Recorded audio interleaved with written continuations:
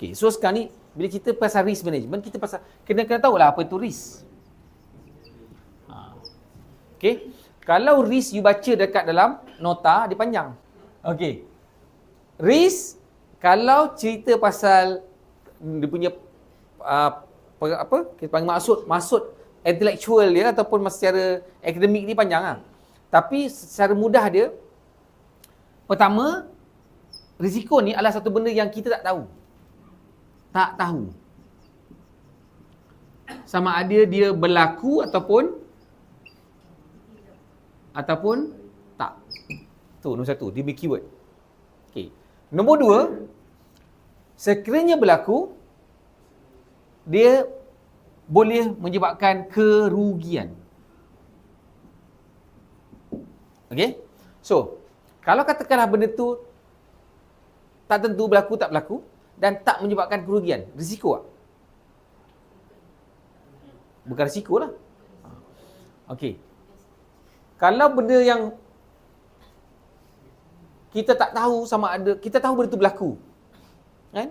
Kita tahu benda tu berlaku dan tak merugikan, pun bukan risiko.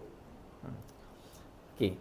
Kalau katakanlah kita tahu benda tu akan berlaku dan merugikan, risiko kan? Tapi kita boleh, sebab kita memang confirm benda tu berlaku dan merugikan. Jadi risiko juga, tapi itu kita dah tahu dah, memang kita tak payah involve lah. Sekarang risiko ni sama dia sama ada kita tahu kan tak tahu, lepas tu pula dia merugikan. Kalau kita dah tahu benda tu memang berlaku dan merugikan, tak payah cerita, tak payah buat lah. Faham tak? Maksudnya kita boleh elak terus.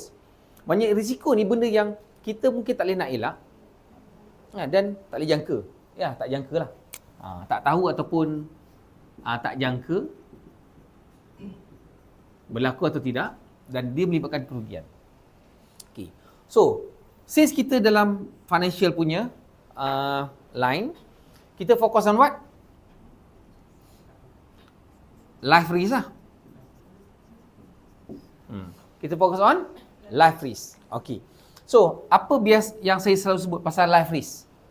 Nombor satu. Sebab apa saya nak bagi tahu, nak kaitkan dengan yang atas ni? Mati. Okay. Pertama, mati kan? Mati benda yang kita pasti ke tak pasti? Pasti. Kalau pasti maksudnya bukan risk kan? Okay. So tang mana yang tak pasti? Okay. Maksudnya kejadian tu pasti.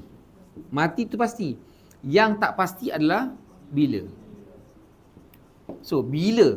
Lepas tu pula, bila meninggal ni, ada tak potensi kerugian? Okay.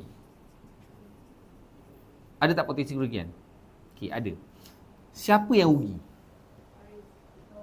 Okay. Waris lagi. Business partner. Kalau dia buat business partner. Business lah basically. Business. Lagi? Ada lagi tak? Waris ni atas bawah lah. Waris atas, waris bawah lah. Bawah ni anak-anak